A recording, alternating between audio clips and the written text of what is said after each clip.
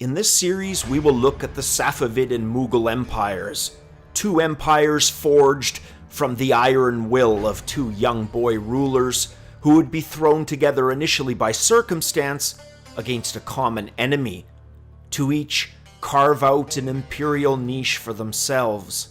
This is the story of Ismail and Babur, respective founders of the Safavid and Mughal empires. The seeds for two of the three great Middle Eastern gunpowder empires, the Safavid and Mughal empires, begins with the birth of two boys at the end of the 15th century. Babur, then known as Zahir-ud-din Muhammad and Ismail.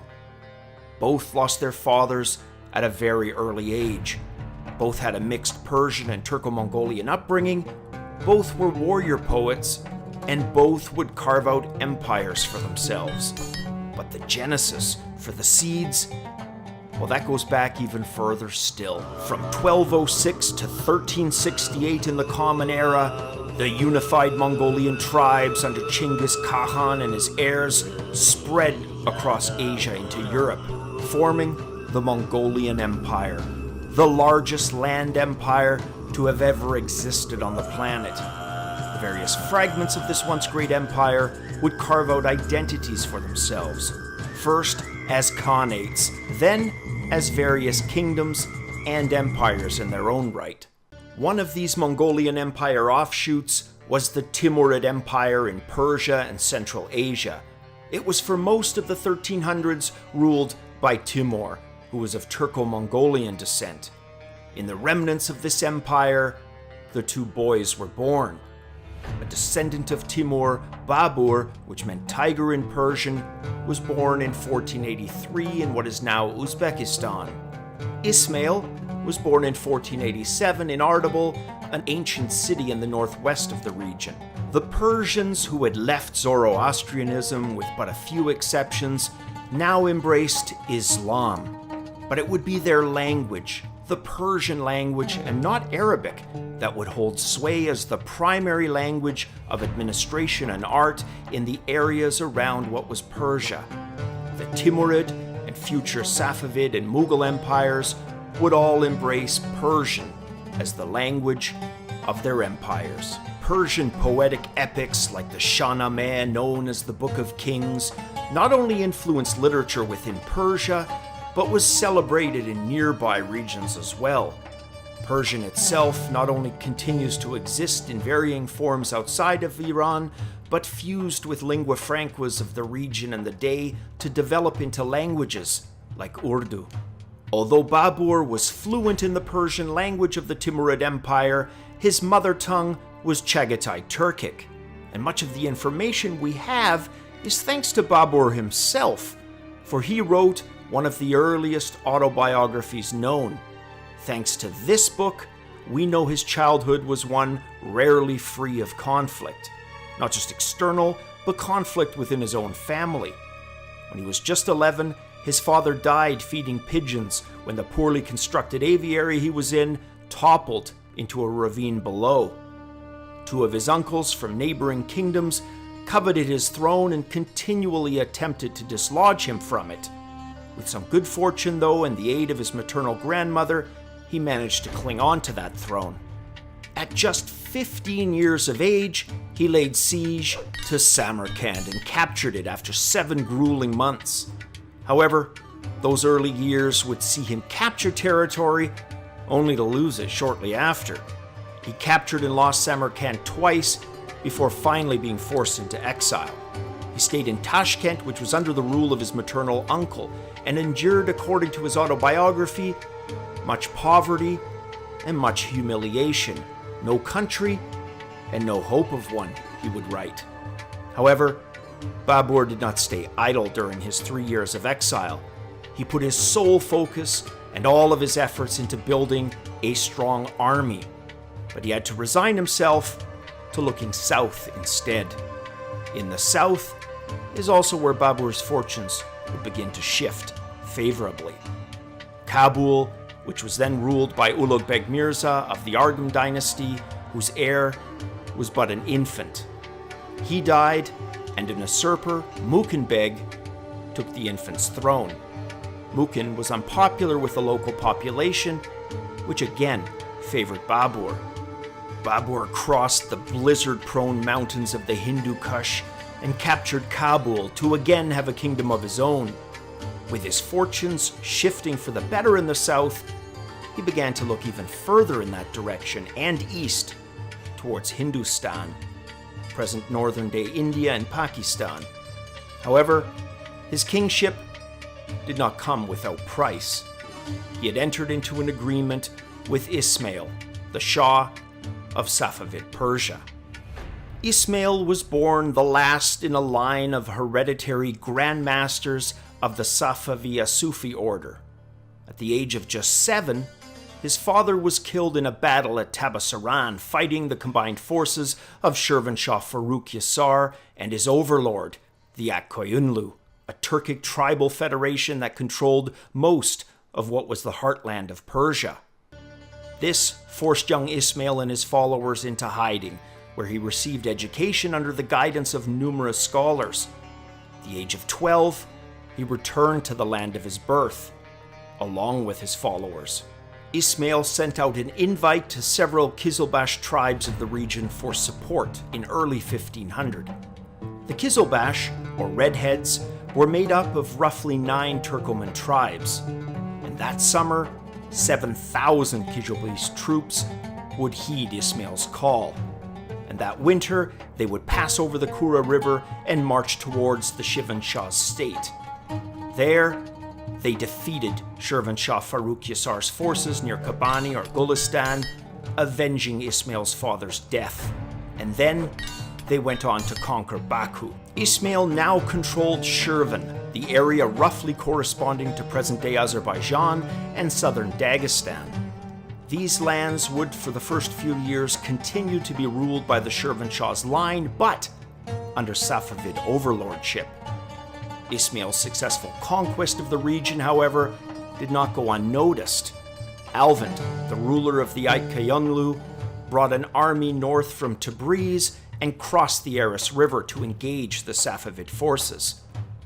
A battle was fought at Sarur, and despite being outnumbered 4-1, Ismail's army won the battle decisively. Some months earlier, Ismail had made pacts with Georgian King Constantine II and Alexander I, King of Kartli and Kakheti, to attack the Ottoman holdings near Tabriz. In return, he would cancel the tribute Constantine had to pay the Akkoyunlu once Tabriz was captured. However, Ismail broke his promise, and instead, he made both Kartli and Kakheti vassal states of his. In July of 1501, Ismail was proclaimed Shah of Azerbaijan with Tabriz as his capital. His former guardian and current mentor, Hussein Beg Shamlu, was made commander-in-chief of the Kizilbash army and his vakil, or vice-gerent.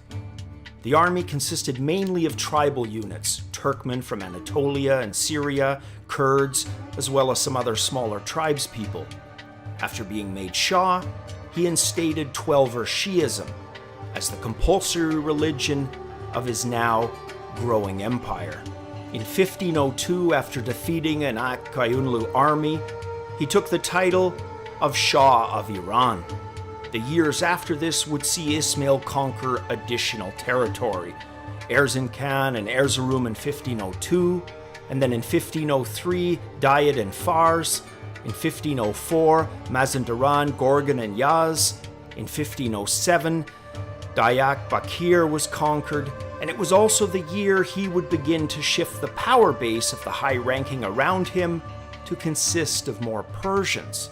The reasons for this are said to stem from his belief that the Kizilbash had already been given too much power, and he felt they were no longer as trustworthy. In 1508, Ismail would force the rulers of Khuzestan, Loristan, and Kurdistan to become vassal kingdoms of his empire. It was also the year in which he would seize Baghdad and put an end to the Akkoyunlu. The darker side of this, however, was his destruction of Sunni sites in the city, including tombs of caliphs and imams. In the next episode, the once orphans, Babur and Ismail, now grown men with imperial ambitions, unite against a common foe. We rejoin Babur in 1505. It's been a year since Babur captured Kabul. However, the first year's expenses have outpaced the revenue generated in his new mountain kingdom. In an effort to refill the coffers, Babur sets out on what would be his first expedition into present-day Pakistan in January of 1505. He wrote in his memoirs, "My desire for Hindustan had been constant. It was the month of Shaban, the sun being in Aquarius, that we rode out of Kabul for Hindustan."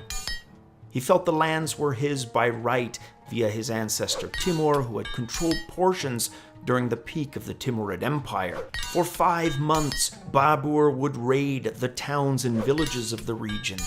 While there was plunder, there was also misinformation, which squandered the full potential of the raids. The route back to Kabul was also fraught with perils, but in May of 1505, Babur made it back to his kingdom. The seed for expansion of his empire into the region had now been firmly planted. However, his obsession for regaining his beloved homeland and Samarkand was still too strong. The year 1505 would also see Babur reunite with a distant relative of his, Sultan Hussein Mirza Bekara of Herat, against their common enemy, the Uzbek Shaybani, the very same Shaybani who had driven Babur from his homelands. However, before the campaign north could begin, the Sultan died, leaving his 2 sons as heirs, both of whom had no appetite for war. Instead, to appease, they invited Babur to Herat, which was then the cultural capital of the Eastern Muslim world. He spent 2 months there before leaving due to diminished resources. While the 2 brothers had no taste for war, their common enemy, the Uzbek Shaybani, most certainly did, and over the next few months, he would capture Herat, sending the 2 brothers fleeing from the city. As the sole Timurid left, Babur would take on the hollow title of Padshah of the Timurids, seeing as only Kabul, his own kingdom, was left in Timurid control. Babur would also face the familiar challenge of rebellion, this time in Kabul, and he was forced under pressure by some of his own generals who had joined the rebellion to leave the city. However, he would soon return and regain their and the other rebels' allegiance. Kandahar, which lay southwest of Kabul, had been semi-autonomous for the past decade since the Arghans had lost control of it. Babur annexed the city in 1508, adding it to his Kabul kingdom. We rejoin Ismail in 1510. He has conquered the whole of present-day Iran, southern Dagestan, Mesopotamia, Armenia, Khorasan, and eastern Anatolia, as well as the aforementioned Georgian kingdoms of Kartli and Kakheti. Badi al-Zaman, one of Hussein Baikara's sons, who had fled Herat when it was captured by Muhammad Shaybani, makes an appeal for Ismail to grant him asylum and urges him to launch a campaign eastward to free the city. However, as Ismail had done numerous times before, he would grant the request, but would ultimately keep the holdings for his empire. With this, the forces of fate, destiny, and chance have pushed Shah Ismail on a collision course with Babur's enemy Muhammad Shaybani. Shah Ismail steers his Qizilbash army up into the former Timurid lands of Khorasan, capturing Herat and then moving on towards Merv in the north. Muhammad Shaybani's confidence, given his larger army of 28,000 to Shah Ismail's 17,000, is apparent.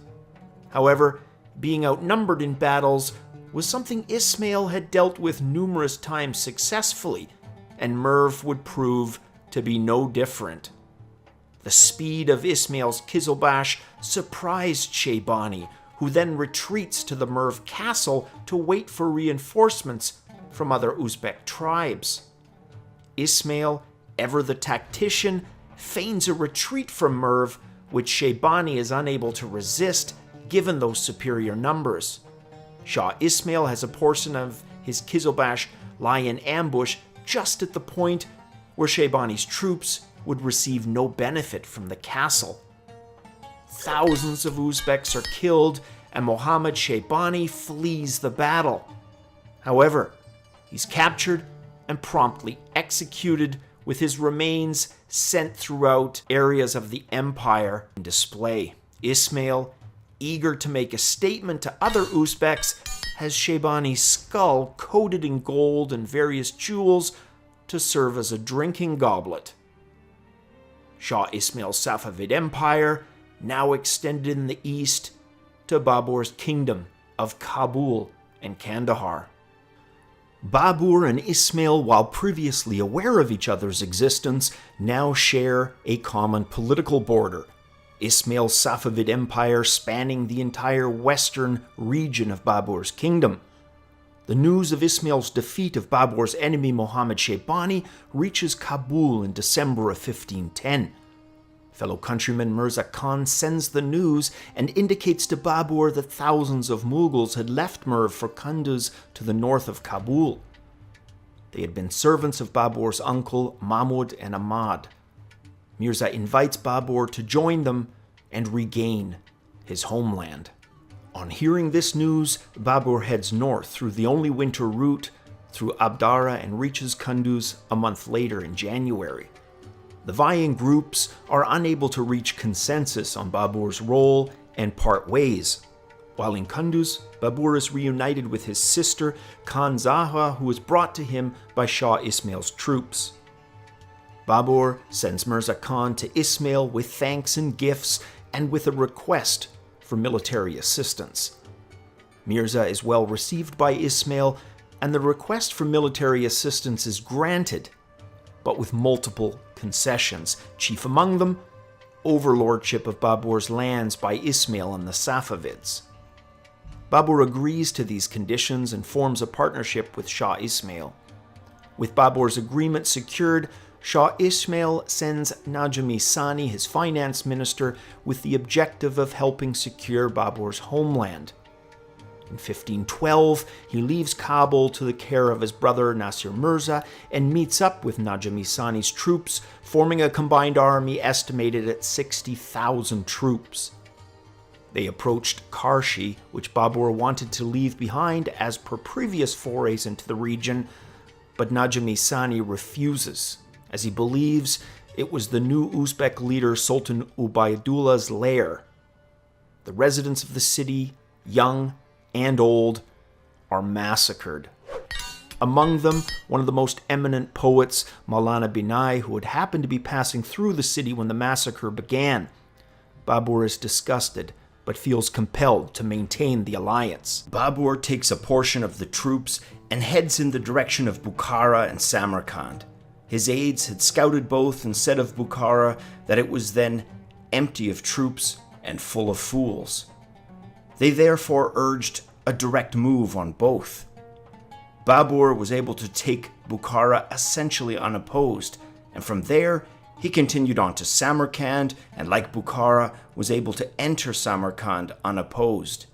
It was said that the town was decorated to welcome him with much acclaim from its people.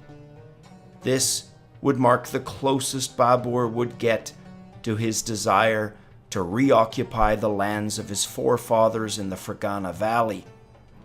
Word then got to Babur months later from Najmi Sani that the Uzbeks had assembled under Ubaidullah Sultan and fortified themselves within Ghazdawan, a small town northeast of Bukhara. Babur leaves to meet Najmi Sani to combine their troops. Babur and Najm's combined troops then meet the Uzbeks at Ghazdawan for what would be the decisive battle.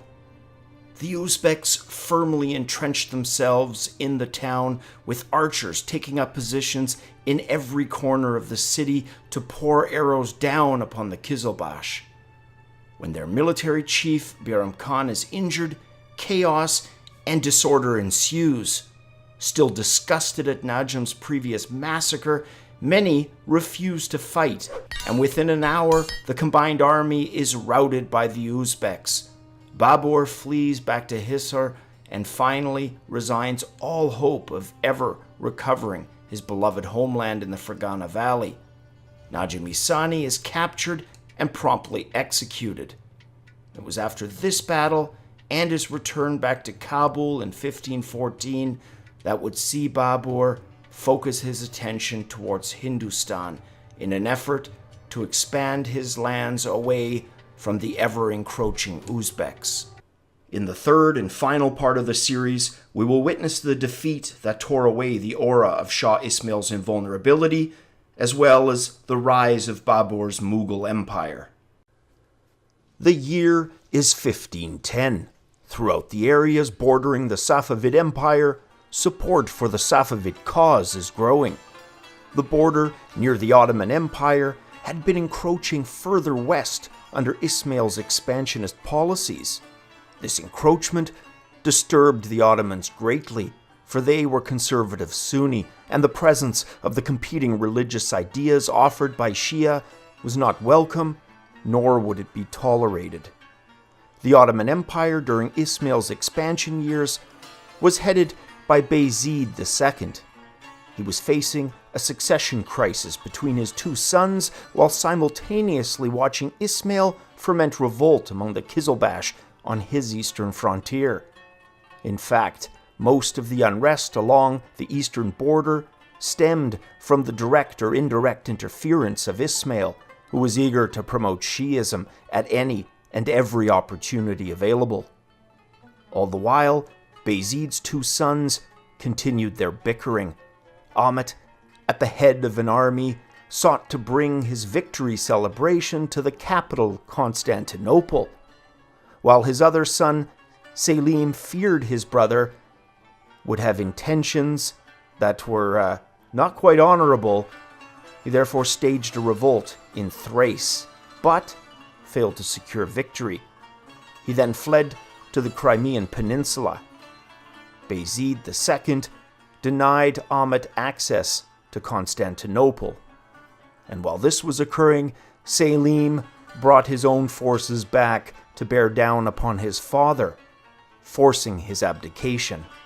Selim, now firmly on the Ottoman throne, watched Ismail with much concern. 2 years prior had seen Ismail complete most of his imperial expansion. Now, with no family buffer between him and the Safavids, Selim was determined to prevent Ismail from expanding into Ottoman territory. Ismail, for his part, was still riding a political high as a result of his successful expansionist wars. He and Sultan Selim then exchanged a series of letters wherein each belittled the other and rattled off a series of threats and edicts. Neither, though, was willing to budge and acquiesce to the other.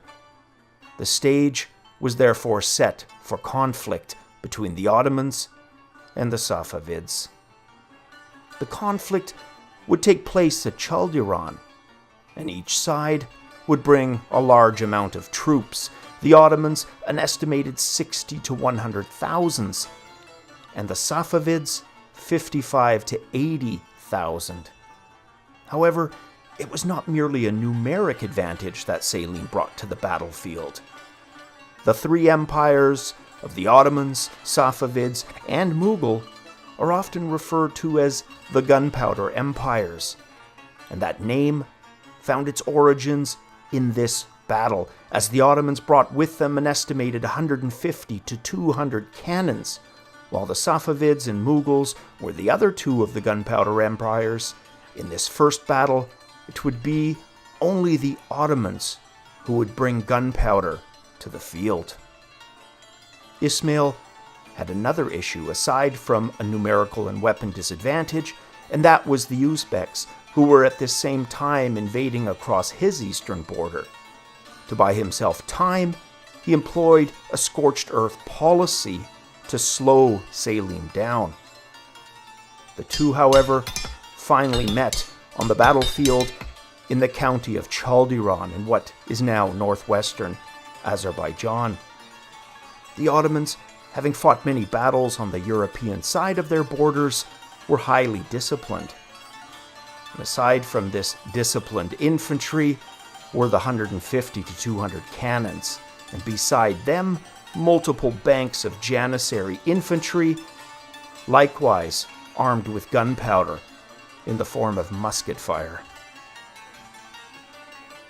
The Safavids relied on mostly cavalry. In the battle, they repeatedly charged the Ottoman positions and suffered heavy losses from the cannons and the musket fire bearing down upon them. Charge after charge was dispatched this way, until finally, with their morale crushed, along with thousands of dead littering the field, the Safavids were routed. The Ottomans then advanced into their capital of Tabriz and captured multiple silk trade route city locations as well. However, the Ottomans, fearing a counterattack, did not linger, even though they could have quite likely taken much more additional territory, even thrust themselves into the heart of Safavid territory. They chose instead to retreat. A stroke of fortune, despite the loss, allowed the Safavids to recapture Tabriz and some of the other border locations. However, after this loss, Ismail, having had his aura of invulnerability crushed, descended into a deep and dark depression. And into this dark voyage, he would take to heavy drinking of alcohol. His relationship with the Qizilbash would also be changed and even altered at its foundation. Increasingly, he left the day-to-day administration of the empire to his vizier, Mirza Shah Hussein, who consequently also became his drinking partner and close friend, albeit one with ulterior motives. Mirza's power base would continue to grow until a group of Qizilbash officers assassinated him in 1523. The following year, on the 23rd of May in 1524, Ismail would die at the relatively young age of just 36.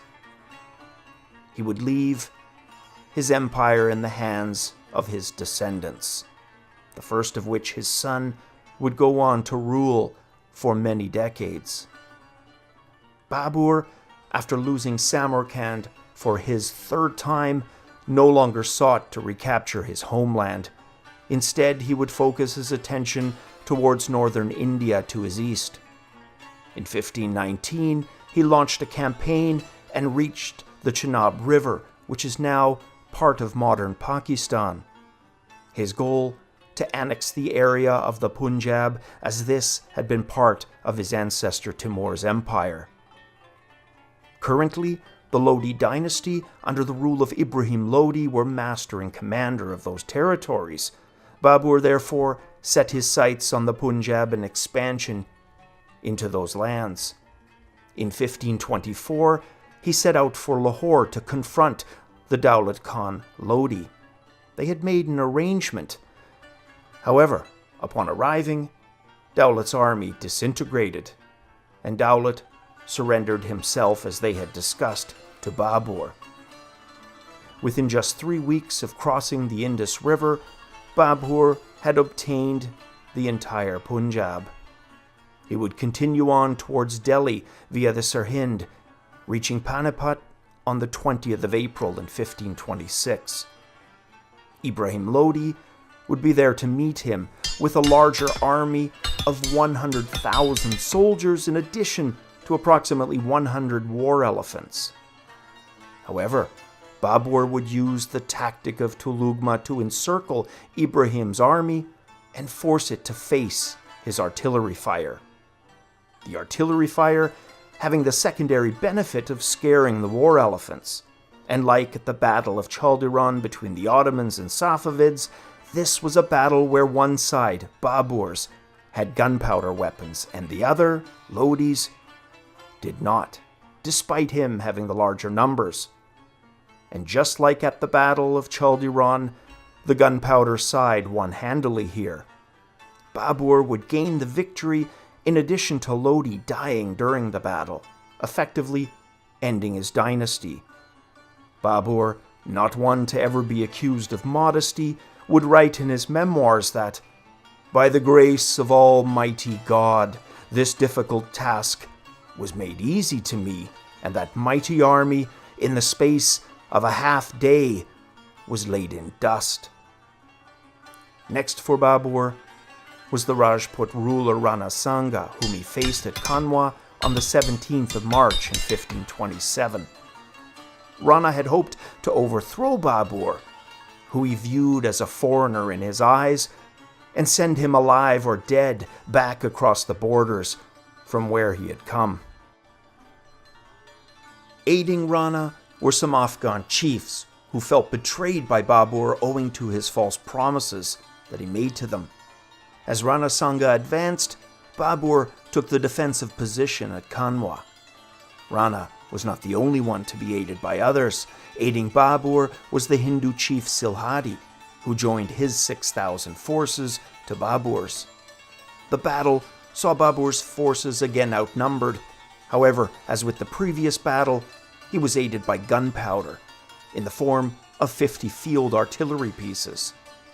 Babur had also inspected the battlefield prior to engagement and had prepared his side much as he did at Panipat by using the Ottoman technique of chaining carts together via iron clasps. These would provide cover for his horses and storage area for those very same artillery pieces. The gaps between these carts were then used for his horsemen cavalry to charge forward from. Ditches were dug to protect his flanks. The battle started with Rana Sanga fighting traditionally and attempting to attack the Mughal flanks. Babur's reinforcements prevented Rana breaking through, and once his advance was contained, Babur's flanking tactic took care of the rest. He sent forth his carts and his matchlock men, both of whom boxed in the Rajputs and their allies. And as this was happening, Silhadi of Raisin deserted the Rana's army and joined Babur's. Rana Sanga and his allies suffered a massive defeat. Babur, in a very macabre move, ordered a tower of enemy skulls to be erected, which was an apt tactic, as Timur, his ancestor, had used the very same tactic against his foes. Word of this spread after the battle, and it would end up being a great bit of terror propaganda for Babur. The following year, at the Battle of Chanderi, he would capture its fort within just an hour from the start of battle. Babur's Mughal Empire now controlled a large area of present-day northern India. His objective of going east had been met, and the distance between himself and the loathed Uzbeks who had deprived him of his homeland was consequently increased. Babur, much like Ismail, had started to drink. Babur, after he turned 30, he'd managed to avoid its grip while in Herat, but in Kabul, during relatively peaceful times, he would fall victim to its lure. While also interested in literature and creating works, he also enjoyed art, music, and gardening. However, for alcohol, he would explore his social side, hosting elaborate wine parties where, in addition to alcohol, opium, the lethal kiss of the poppy, would beguile him. He would quit drinking for health reasons just 2 years before his death, and as with Ismail, Babur would die at a relatively young age. For him, age 47, which was just over a decade longer than Ismail would live. And here ends the third part and the series of Babur and Ismail, two men who had begun to rule young and were destined to also die young. Their legacy would be two of the three great gunpowder empires. Along with the Ottomans, the empires that they carved would dominate the region's geopolitics for centuries to come. Thank you all for your viewership and support, guys. It is, as always, appreciated. Please let me know in the comments below what additional periods you'd like to see covered. As I've indicated previously, all series will be completed, but some with lower viewer numbers, for example, or much more difficult editing, may take longer to complete. As always, and until the next video, cheers.